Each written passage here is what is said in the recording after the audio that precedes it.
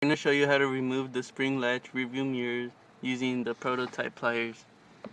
First, we're going to insert the rearview mirror into its holder until we hear a click. Once we hear the click, the rearview mirror has been put in its place. Now we bring in the pliers. Okay, we're going to insert the concave area into the ball joint of the rearview mirror and insert the tip into the spring latch. We're going to press the pliers and pull the pliers slightly forward, and then we're going to pull the mirror upward. Now that we use the pliers, the rearview mirror has been removed with ease and efficiency without any damage to the mirror or the glass.